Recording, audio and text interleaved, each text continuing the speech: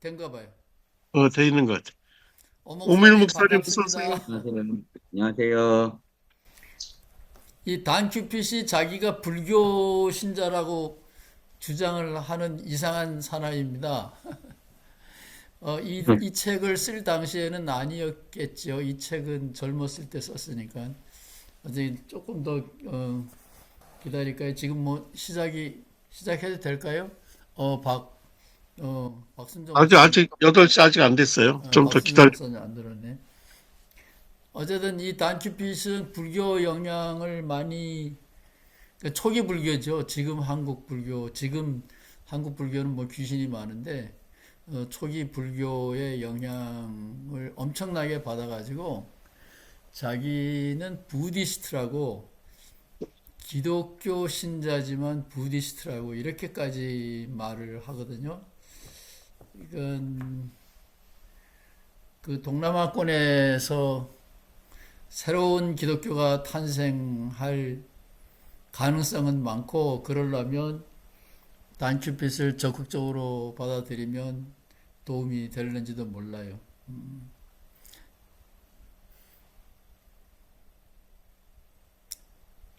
박 목사님은 뭐 어떻게 잘 들어오셨나? 들어오시는 중인가? 어떻게 되는 건가? 들어오셨네. 네? 월남국수 네. 많이 어, 드셨어요? 네, 네, 네. 어서 오세요. 혹시 Recording in progress. 오 목사님 이 책이 저자가 불교를 많이 깔고 있다, 뭐 그런 거 느껴보셨나요? 네, 원래 좀 깔고 있다는 생각이 좀 들었어요. 예. 네. 근데 제가 이게 그러면 책을 주문을 했는데 아직 안 와가지고 다음 주에부터는 종이책으로 볼 수 있을 것 같아요. 예, 예. 회국이라 좀 이, 시간이 걸리. 예, 종이책으로 보는 게 자기가, 네네, 여기네, 이렇게 왔다 갔다 네네. 하면서 보기가 쉬워가지고, 이북은 좀 익숙치가 않아요, 아직은. 예, 그게 종이책은 이렇게 펴보기가 쉽잖아요. 후딱후딱.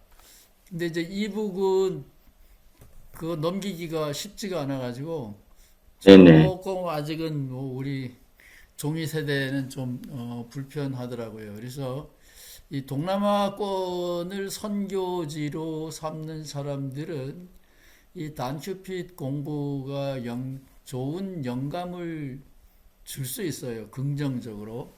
그러니까 한번 도전해 보면은 좋을 것 같다는 생각이 듭니다. 제일 첫 머리에 위에서부터 그냥 읽어가면서 설명드리겠습니다. 이 정한욱 장로 그 홈페이지 뭐 홈페이지라 그러나요?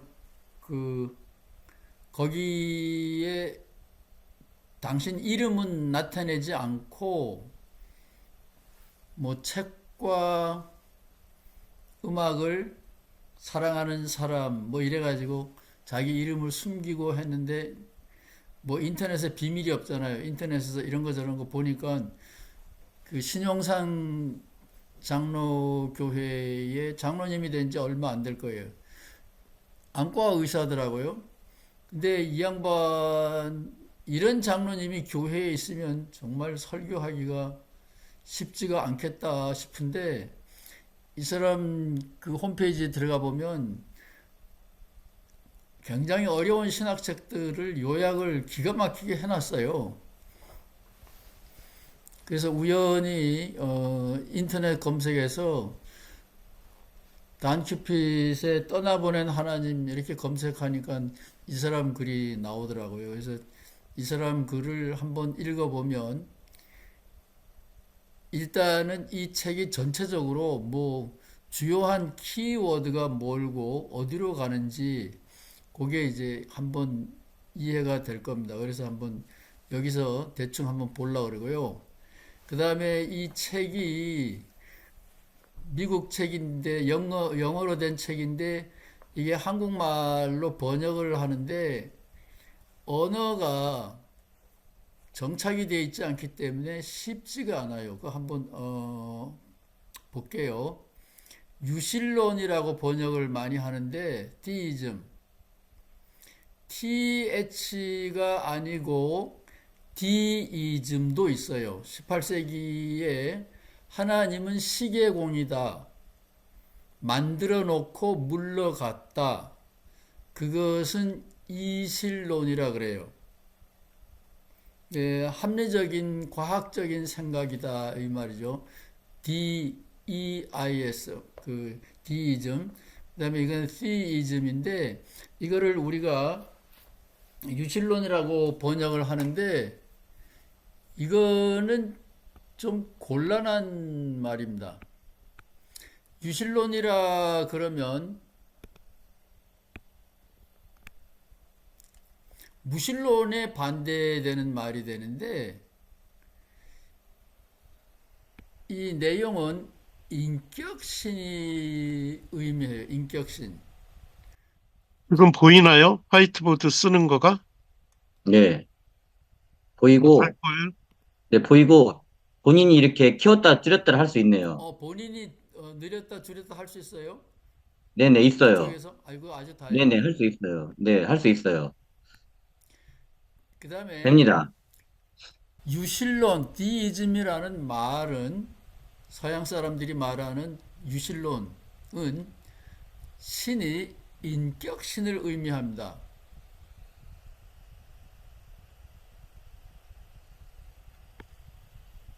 인격신이라는 말은 우리는 좋게 생각하는데 그게 별로 좋은 말이 아니에요.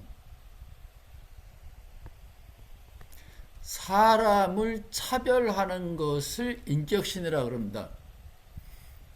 아까 디이즘이 있었다 그랬죠. 이것은 우주 만물의 법칙과 같은 겁니다. 그래서 이 디이즘은 하나님이 개입을 하지 않아요. 근데 이 TH 디이즘은 유실론이라고 번역하는 이 단어는 차별합니다. 그래야 종교가 되죠. 우리가 기도하면 못마땅해도 우리 얘기를 좀 들어줘야 돼요. 그런 것이 유실론이라는 단어의 뜻입니다. 그 다음에 책 제목에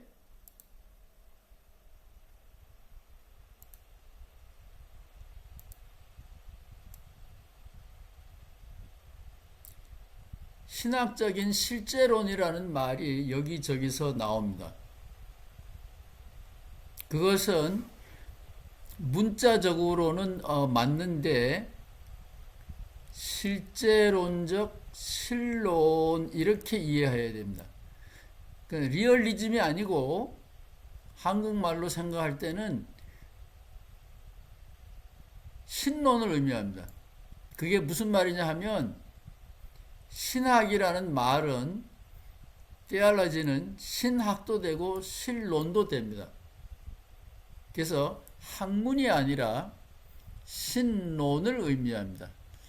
그러니까 theological realism은 문자적으로 번역하면 실론적 실제론 이런 말인데 이거는 영국 사람의 단어고 우리식으로 말하면 실론적 실제론적 신론 이런 말인데 실제론적 신론이라는 말은 달, 해, 별, 나무처럼 다른 것과 구별되는 객관적인 대상으로 대상물이다 그런 얘기입니다. 예를 들면 안개, 바다 그런 것은 숫자로 셀 수가 없어요. 소위 물질 명사라 그러지만 무더기로 되어 있어 가지고 개체성이 드러나 있지 않습니다. 그런데 영어에서 리얼리즘, 실제론 그러면 다른 것과 구별되는 개체성이 있는 오브젝트, 대상물을 리얼이라 그럽니다. 이게 이제 영어 단어가 가지고 있는 뉘앙스인데 우리는 그것을 다 표현하기는 어렵습니다. 그 다음에 책 제목 책 제목도 떠나보낸 하느님 그러는데 이게 말은 맞는데 뜻은 맞는데 우리가 하나님을 떠나보내기 take leave of 그러니까 문장 속에서 이거 지워버리는 거예요.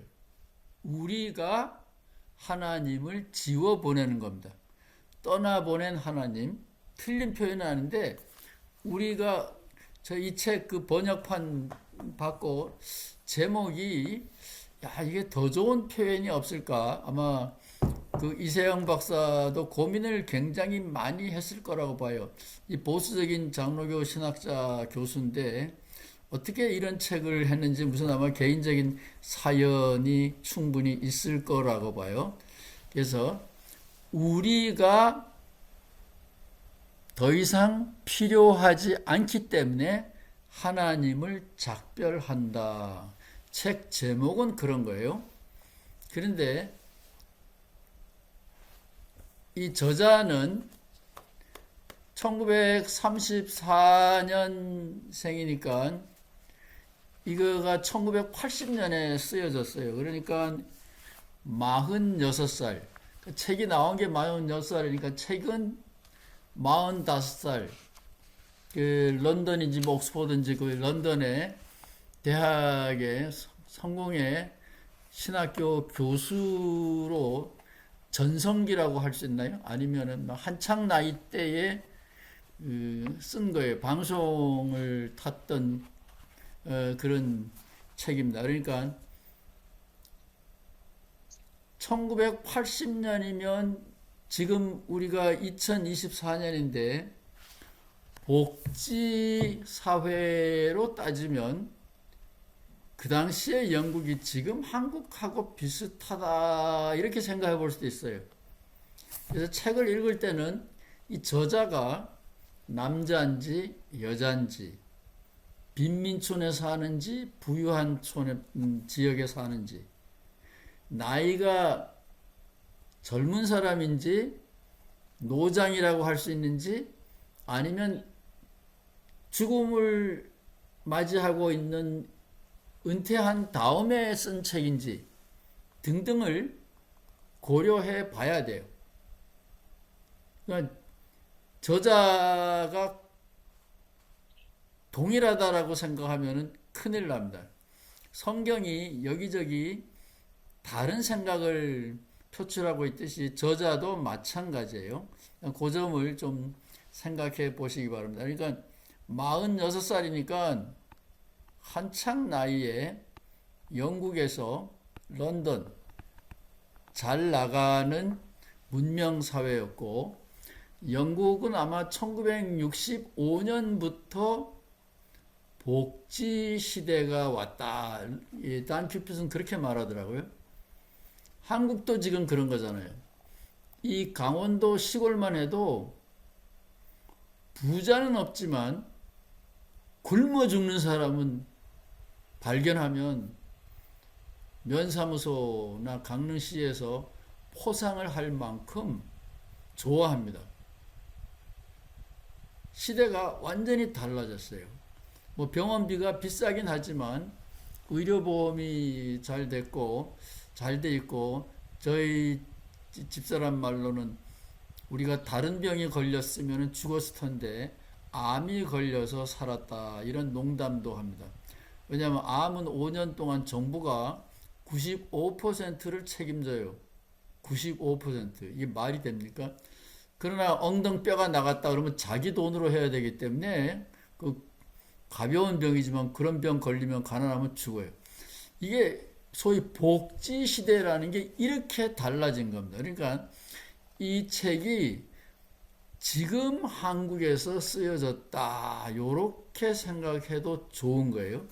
그리고 남자가 썼기 때문에 여성들이 보면 좀 불편할 수도 있다. 남자는 아무래도 파워, 힘, 이런 것을 더 선호하는 그런 타고난 그런 기질이 있어요. 그래서 LA에서 보면 LA에서 자라난 2세 여자아이들이 75% 이상이 한국 남자랑 연애를 안 합니다. 왜냐하면 말로는 평등 사회에서 교육을 받았고 자라났다 하지만 남자의 혈통 속에는 가부장제적인 권위주의적인 게 수천 년 동안 새겨져 있기 때문에 피할 수가 없어요. 그래서 이게 남자가 썼다라는 것도 여성의 눈으로 보면 어딘가는 이상하다. 이런 말이 생각이 날지도 모릅니다. 그 다음에 이 단키핏은 하나님을 보냈으니까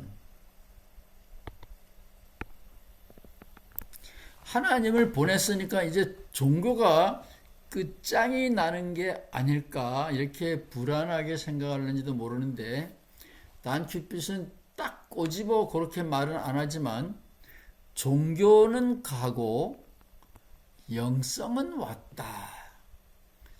이런 말을 사용할 수 있습니다. 이 영성이라는 단어가 이 책은 1980년에 쓰여졌는데 굉장히 영성이 대대적으로 유행하기 전에 이미 단키핏이 영성이라는 말을 일장의 제목에다가 썼어요. 자율적인 영성. 그것도 주목해야 됩니다. 1980년대만 해도 영성이라는 단어가 알기는 알았지만 그렇게 많이 사용되지는 않았습니다. 이 단어는 신이 아닌 거는 많이 있어요. 신, 피조물, 신, 나무, 신, 돌멩이. 영성은 대조, 대립되는 말이 뭘까요? 영성의 반대말, 대조되는 말.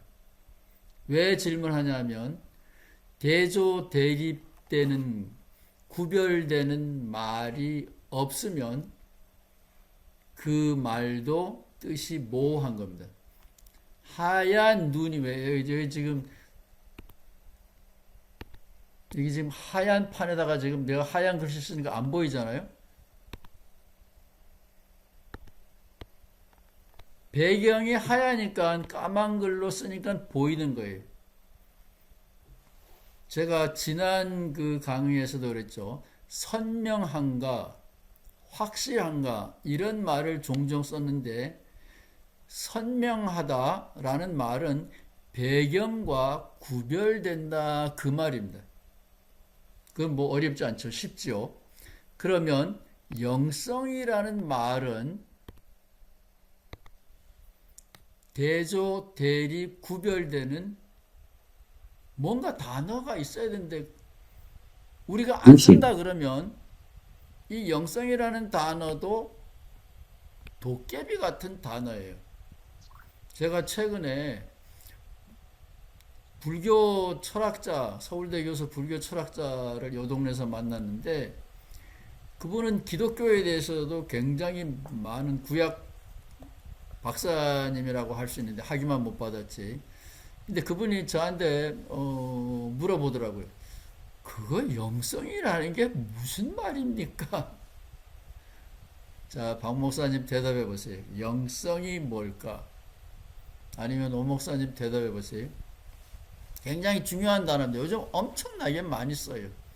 오늘 조 목사님이 못 나오셨는데 조 목사님은 아마 현장 목회를 하니까 이 영성이라는 단어 주보에도 그렇고 자주 쓰는지도 모릅니다. 저는 1960년대부터 교회 다니기 시작했는데 그때는 심령 부흥회 뭐 이런 말은 있었지만 경건 이런 말은 있었지만 영성 그런 말은 사용하지 않았습니다. 자, 오 목사님, 박 목사님 모르면 모른다 그래도 답이에요. 왜 모르냐? 안 쓰니까. 여기서 말하는 영성을 말하는 겁니다. 저희 아니, 책에서, 우리 그냥 교회에서 말하는. 그냥 일반적인 것. 교회에서 말하는 건 우리가 뭐 다 아는 그런 거고요. 전 여기서 말하는 영성이 좀 중요하다고 생각을 아니, 하는데, 교회에서는 뭐라고 영성이라는 말을 어떤 의미로 쓰는 것 같아요, 교회에서는? 성령하고 연관돼서 말하죠. 교회에서 보통 얘기할 때는. 성령. 성령 충만한 삶, 뭐, 이렇게 설교하고, 그렇게 얘기하는 게 교회에서 말하는 영성인 것 같아요. 근데 제가 생각하는 여기서의 영성은 그거하고 좀 다른 것 같아요. 예, 어떻게 어떻게 다르냐면, 다른가요? 어, 인간이 스스로를 구원할 수 있는 영성인 것 같아요. 신에 의지하지 않고. 영성이 뭐냐를 설명하는데 영성이라는 단어가 들어가면 안 되잖아요. 그거 너무 어렵죠. 그러면 영성과 반대되는 건 뭘까요? 예를 들면 코끼리다. 코끼리가 아닌 것은 많아요. 뭐 돼지다. 혹은 돌멩이다. 기차다. 코끼리와 코끼리 아닌 거는 확실하게 구분이 됩니다. 그러면 교회 안에서 영성이라는 말을 쓴다. 교회 안에 들어왔으면 됐지. 세상에 나가서 그런 말을 쓴다면 또 몰라. 세상에서는 그런 말 안 쓰잖아요. 교회 안에 기껏 들어왔는데 그 영성이 깊으니까 헌금 들고 교회 왔잖아요. 몸뚱아리를 끌고. 근데 영성을 강조하고 영성을 위한 성경 읽기, 영성을 위한 찬양 뭐 등등을 한다. 영성을 뭐 깊이 한다 그러나요? 영성을 충만하게 한다 그러나요? 그 영성 뒤에는 형용사나 동사가 뭐가 붙는지 모르겠네. 영성을 깊이 한다 그러나요? 아니면 영성을 바로잡는다 그러나요? 뭐 어떻게 하나요? 박 예. 목사님, 그 영성이라는 말 많이 반대말, 써요? 예, 별로 잘 안 썼는데, 반대말을 미신이라고 보면 어떨까 싶어요. 뭐라고요? 미신. 미친지? 아니, 미신. 미신. 네, 미신. 미신적인, 네, 그 반대말, 영성의 반대말로. 예. 문자적으로 보면 영성은 영이잖아요. 음. 사람을 영, 육, 혼 혹은 영혼과 육신 이렇게 말하잖아요. 삼분법도 있고 이분법도 있어요. 그거는 정확하게 규정된 게 아니에요. 그래서 이분법으로 보면 사람이 육적인 삶을 사는 것, 그러면 이게 육성이라는 말을 써야 되는데 그 먹는 것만 생각하니까 그런 단어는 안 써요. 그 스피리추얼 반대는 영어에서는 material, 물질적인 거라고요. 그러면은 물성이라는 단어를 쓰느냐? 물욕이라는 단어는 써요. 물질에 대한 욕심, 물욕이라는 단어는 쓰죠. 그런데 물성이라는 말은 안 써요. 뭐 육성이라는 육체성, 육체적인 삶, 육성이라는 말도 안 써요. 그러니까 이 영성이라는 말은 아직 충분히 정착되지 않았어요. 그런데 여러분이 뭐 바빠서 못 읽어봤는지는 모르지만 보면 영성이라는 단어에 대한 정확한 설명이 없이 다 아는 걸로 전제하고 넘어갑니다. 왜 그렇게 하느냐? 아마 런던 사람들은, 왜냐면 이 사람이 지금 대학 교수거든요. 그 정도의 지식인들이 모인 사회에서는 이미 다 알고 있는 단어이기 때문에 설명이 필요 없었다. 이렇게 말할 수도 있는데, 제가 보기에는 이 단어가 신학계에서 자주 사용된 말이 아니거든요. 옛날에는 경건이라 그랬어요. 따라서 이 말을 이 사람들은 분명했겠지만 우리가 볼 때는 조금 곤란하다. 일단은 그렇게 넘어갈 수 있습니다. 그래서 제 지금 설명의 핵심은 선명성이에요. 선명성이라는 단어는 급수는 같은데 예를 들면 코끼리 그러면은 뭐 황소, 코끼리 사자 뭐 이렇게 비교해야지. 코끼리 그러는데 나는 구름이 생각난다 이러면 좀 곤란해요. 레벨은 비슷하고 그것이 아닌 것 이런 것이 두 개가 동시에 선명해야 뜻이 분명해집니다. 그 아주 유치한 예를 들게요. 요즘 뭐 여러분 자녀들이나 손자들 천재잖아요. 제가 한 달 전에도 어떤 분 만나봤는데 그 손자들 얘기하는데 정말 천재더라고요. 요즘은 다 천재 같아. 근데 미국에서 실제로 있었던 일이에요. 어떤 아줌마가 자기 아들이 천재라 이거예요. 그래서 자기 아들이 뭐 2살 말을 하니까 2살도 안 된 그 나이에 고양이가 지나가는데 저게 고양이다 이렇게 알아보더라 이게. 근데 고양이라는 단어는 들었지만 정말 고양이와 강아지 사이즈가 비슷하잖아요. 까만 고양이와 까만 강아지를 구분할 수 있느냐? 어느 날 까만 강아지가 지나가는데도 고양이 그랬어요.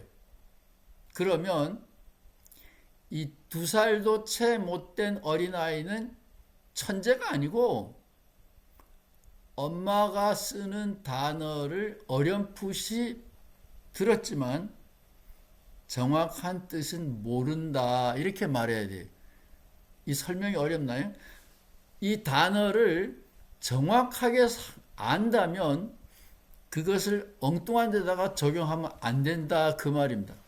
그래서 교회에서 영성 그러는데 그 말이 뭘까? 옛날에는 경건이라 그랬고 사회적 실천을 할 때는 소셜 홀리니스 혹은 파이어티즘 이런 성결, 경건 이런 말을 썼는데 요즘은 좌우지간 영성이라 그러고 소위 큐티 하면서도 영성 뭐 다 영성이라 그러는데 이 단어는 좀 다듬을 필요가 있다.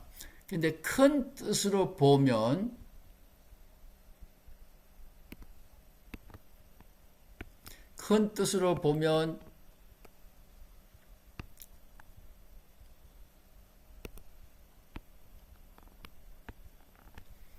종교라는 단어와 영성이라는 단어를 여기서 이 책에서 1장에서는 대립시키고 있는 거예요. 종교는 제도적인 장치. 그 다음에 영어에서 belief 그러면 신조를 의미합니다. faith 그러면 신앙인데 belief 그럴 땐 적어도 이 책에서는 신조, 그러니까 뭐 하나님은 삼위일체다 뭐 이렇게 신앙 고백 그런 것을 의미합니다. 그래서 단어 뜻이 그런 거다 그냥 알고 있으면 되겠고 그 다음에 41페이지에 뭐 설명 그 나중에 다시 보고요.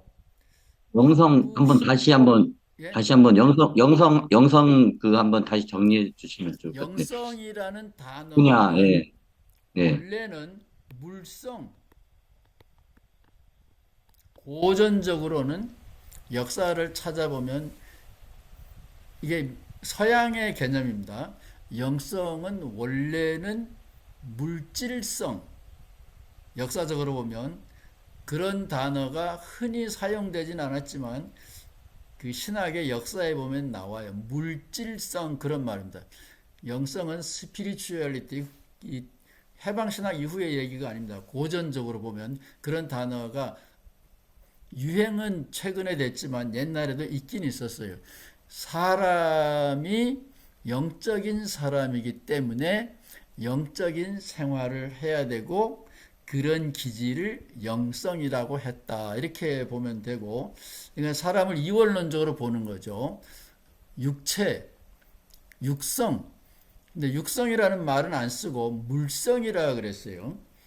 물욕 그런 것처럼 물욕에 사로잡혀 사는 것을 물성 이렇게 표현할 수 있는데 materiality 단어는 그런 뜻이지만 우리에게는 낯선 단어예요.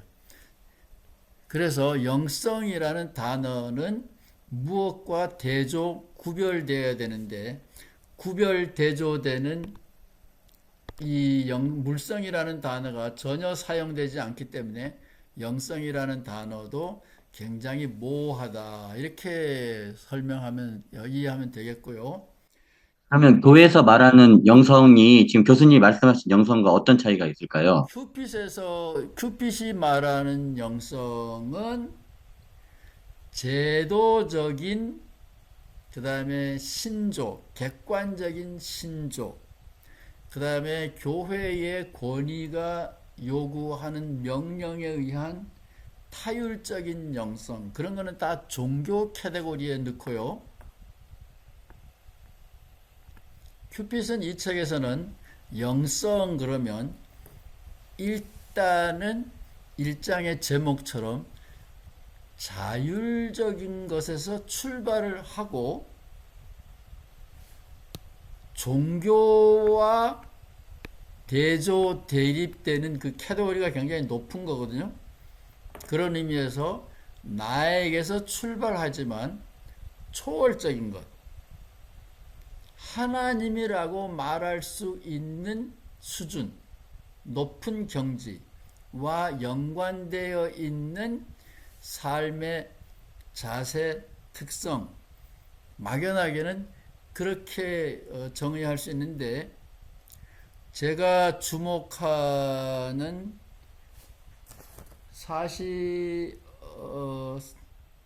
49페이지 여러분이 가지고 있는 그 유인물, 그 책 49페이지에 보면 종교와 영성을 동의어로 사용합니다. 큐핏이 동의어라고 설명은 안 했는데 동의어로 본인이 사용하고 있어요. 이 책들이 저자가 책을 쓰면서 누군가는 교정, 수정을 해주지만 웬만한 사람들은 다 습관적으로 철저한 일관성을 유지하지 못하고 뭐 90%다 그러면 훌륭한 거다 이렇게 볼 수가 있어요. 그래서 49페이지에 나와 있는 종교라는 단어 뒤에 있는 설명, 그것은 제가 굉장히 고무적으로 영감받은 귀절이다 이렇게 말할 수 있는데 거기에 보면 종교는 우리 시대의 종교는 이런 역할을 해야 된다 이런 표현이 나와요. 그래서 영성에 관심 있으면 요거를 꼭 보시기 바랍니다. 페이지 49쪽입니다. 거기에 종교의 세 가지 긍정적인 기능이 나옵니다.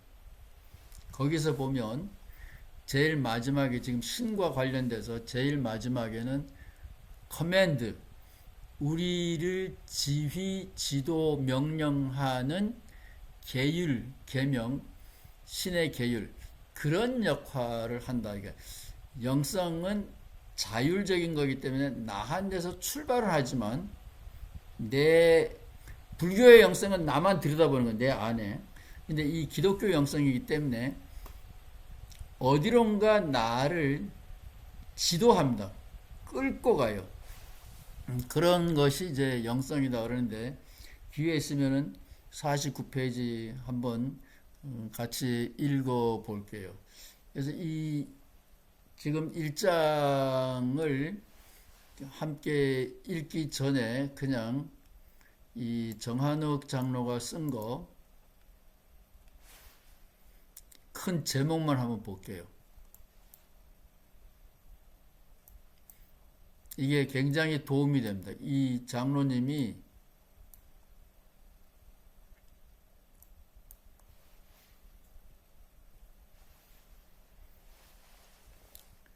기독교는 달라져야 된다.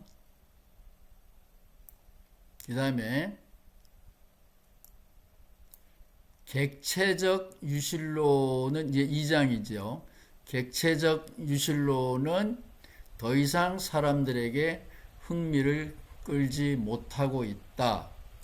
객체적 유실론이라는 말의 뜻은 하나님은 저 바깥에 단독자로 구별되는 대상물로 존재한다.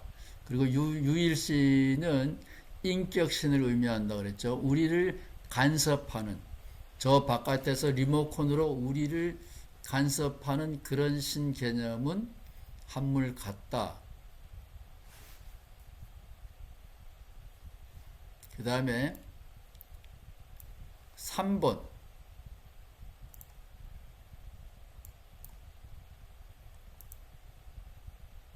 철저한 자유의 영성. 한국에는 아직은 이거는 한국은 아니라고 봐요. 한국은 권위주의 시대가 굉장히 많이 남아있다라고 봅니다.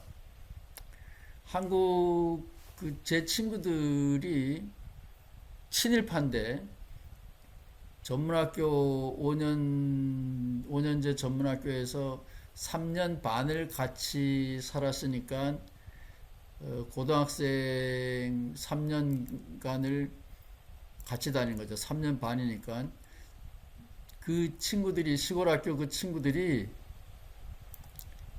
철저한 친일파들이 됐어요.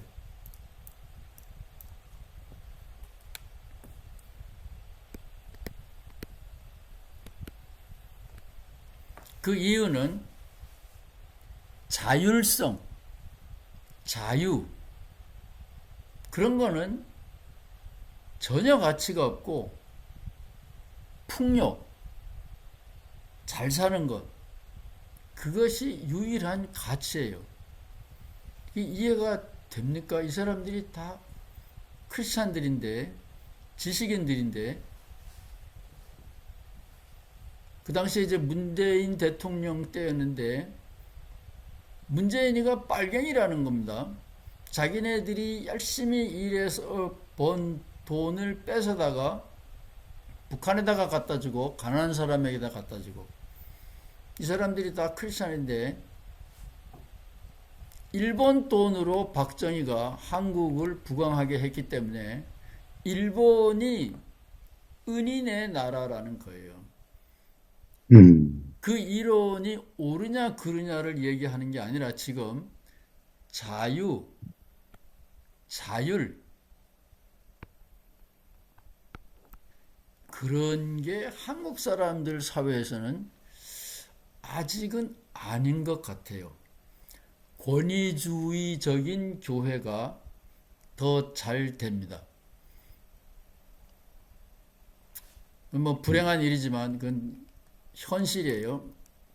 그 다음에 하나님이라는 단어의 의미, 하나님이라는 단어를 큐핏은 아직은 쓰려고 하고 있다고 봅니다. 영이 될 때까지 지속되어야 된다. 종교적인 삶의 목표가 하나님의 본성이다. 여기서 46세, 아직은 단 큐핏은 무신론적인 기독교로 레디컬하게 떠나는 건 아니에요. 그래서 아직은 하나님이라는 단어를 긍정적으로 쓰고 있습니다. 상징입니다, 물론.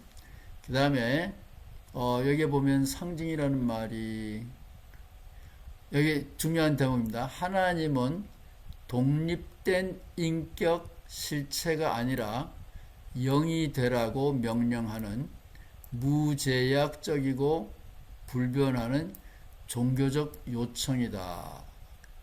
중요한 건 무엇이다가 아니라 요거가 중요합니다. 아니다. 그거 기억하시기 바랍니다. 하나님은 아니다. 실체로서는 아니다. 그런데 이게 굉장히 중요한 겁니다. 종교적 언어, 상징으로서는 하나님이라는 단어는 여전히 중요하다. 사실의 언어가 아니고 내면적 변화를 유도하는 실천적이고 고백적인 언어다. 이 굉장히 중요한 지점입니다. 하나님이 있느냐 없느냐 사실 아무 의미가 없어요. 하나님이 있으면 내 삶이 어떻게 달라지느냐? 하나님이 없으면 내 삶이 어떻게 달라지느냐? 내 삶의 실천적, 고백적, 내 삶 속에 작용하는 하나님이면 의미가 있다. 그런 뜻입니다. 자, 이제 요거는 넘어가고요. 여러분들이 1장 2장은 9시부터 할 거예요. 1장에서 신이 문제라고 생각한 단 큐핏의 글을 읽었다면 뭔가 여러분의 생각이 있어야 돼요. 긍정하든지 부정하든지 큐핏이 틀렸다든지 뭐 등등 여러분이 얘기할 차례입니다. 여러분이 오무일 목사님은 예배는 안 드렸을지도 모르고 참여만 했고, 박승정 목사님은 지난주에 하나님이라는 단어를 적어도 예배 시간에는 썼을 거예요. 하나님이라는 테오스, 하나님이라는 단어를 말합니다. 하나님이라는 단어를 썼을 거예요. 어떤 의미로 쓰셨나요? 생각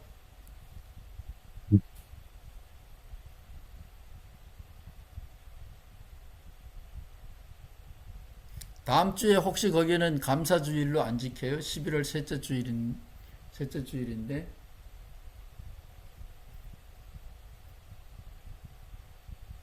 하나님 오 목사님이 대답해 보셔도 돼요. 하나님이라는 단어, 그 단어가 가르치는 것은 무엇이며 하나님이 사라지면 내 삶에 무슨 문제가 생기는가?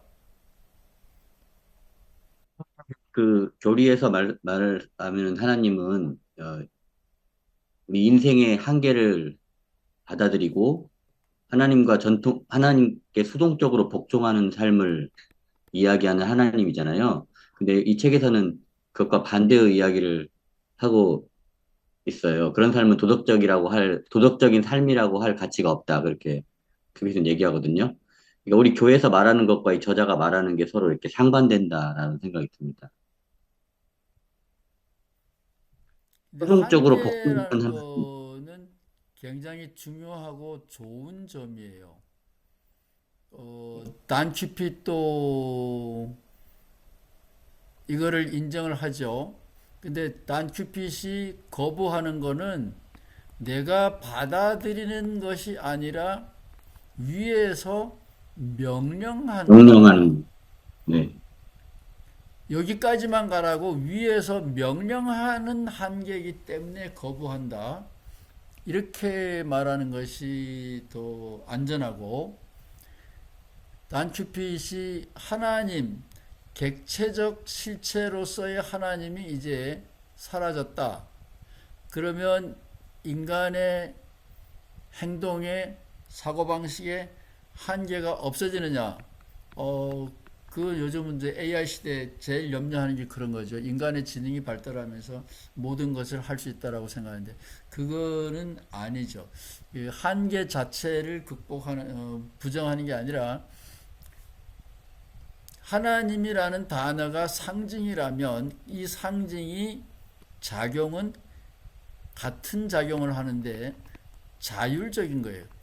그것을 내면화라고 한다. 이렇게 보시면 되겠고, 저 바깥에 있는 하나님이 내면화됐고, 내 삶이 기독교적인, 그런 의미에서 하나님, 기독교적인 가치관으로 내면화됐을 때 내 삶이 크리스찬 삶이다라고 말할 수가 있고, 그 삶의 특성을 기독교적인 영성이다 이렇게 말할 수 있겠죠. 그래서 영성이라는 말은 그 아까 오 목사님이 처음에 서두에 말을 잘 꺼냈는데, 성령과 연관이 있는 게 원칙인데, 그것은 삼위일체에서 나오는 성령이 아니라 큐핏의 말로 하면 저 바깥에 있는 하나님이 아니라 내 안에 내재화된 내 안에서 작동하는 하나님을 모시고 받들고 복종하고, 스스로 선택한 복종이죠. 사는 삶의 특성이 영성이다 이렇게 말할 수가 있는데, 우리가 주의할 점은 하나님이 없다, 떠나갔다 이렇게 말하면 무신론으로 가야 될 것 같은데,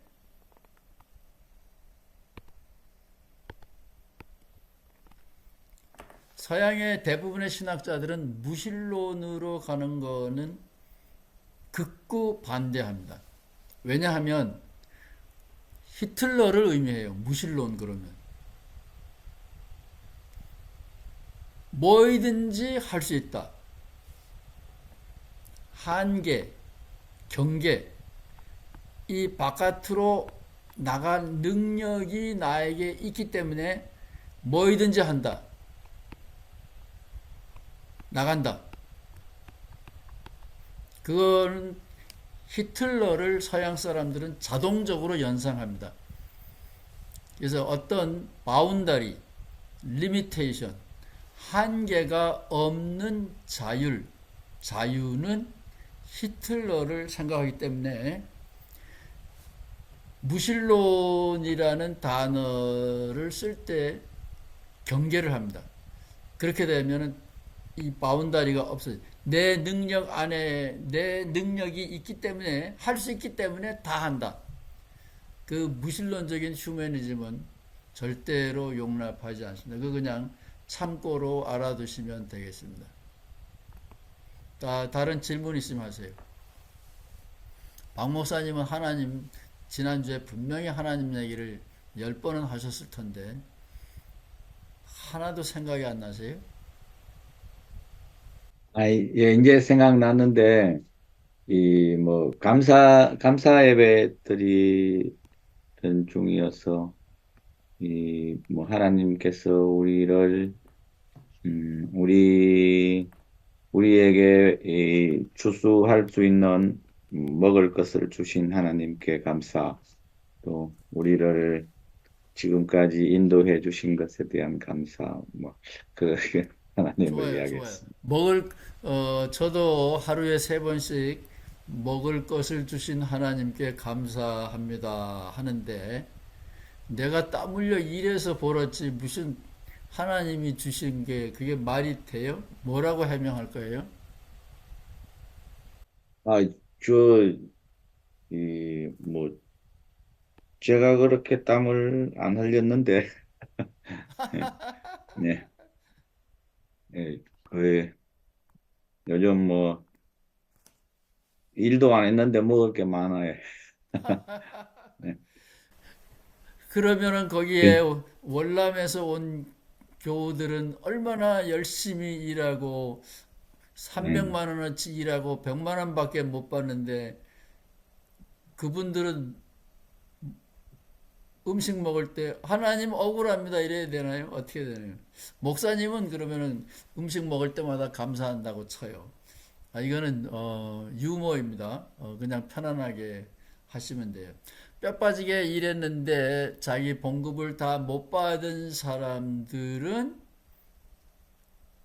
하나님 앞에 어떻게 감사할 수 있나요?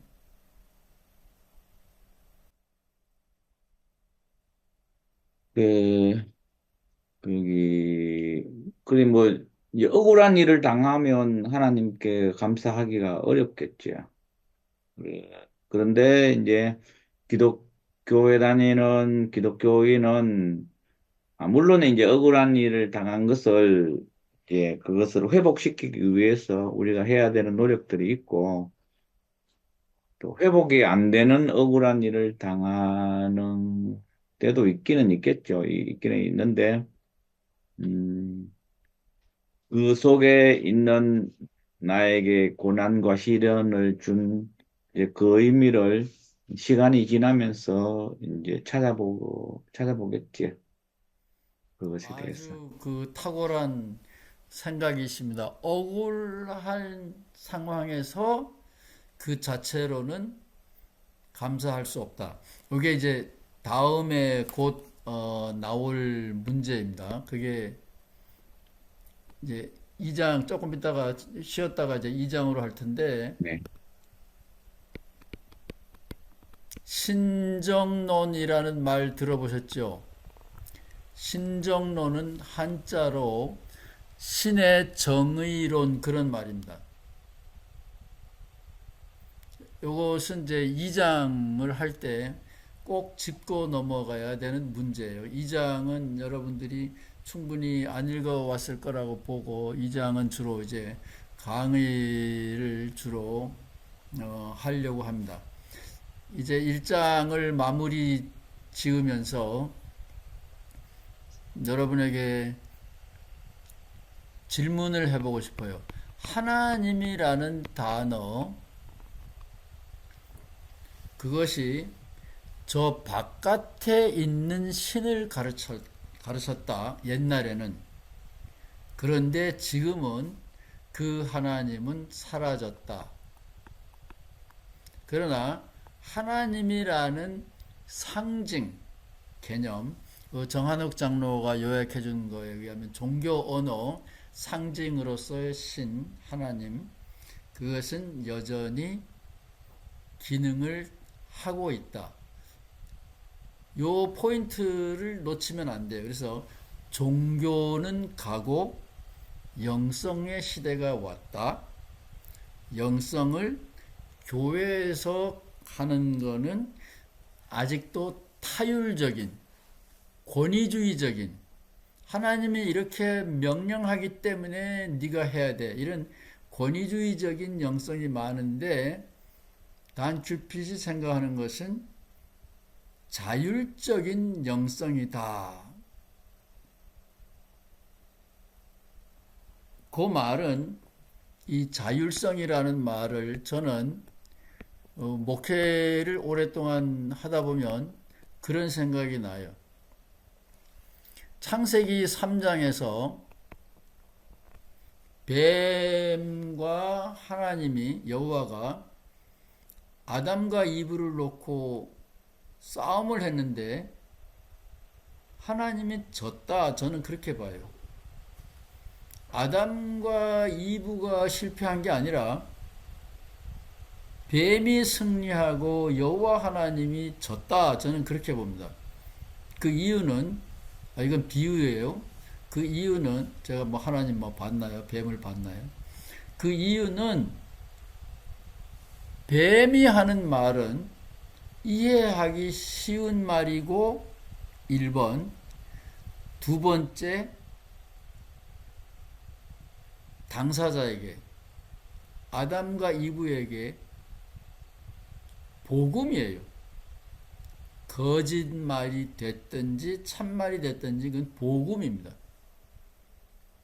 그러나 하나님이 아담과 이브에게 하는 말은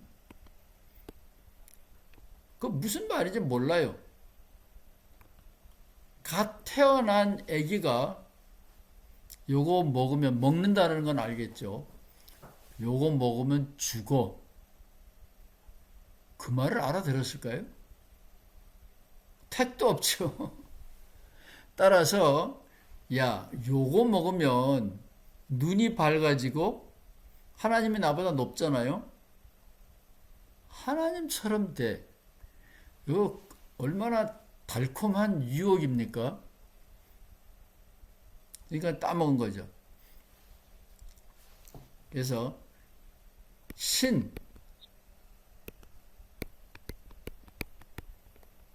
저 바깥에 타율적인 신, 내가 머리로 납득이 안 가는데도 거리가 있는 거야. 이해가 안 돼.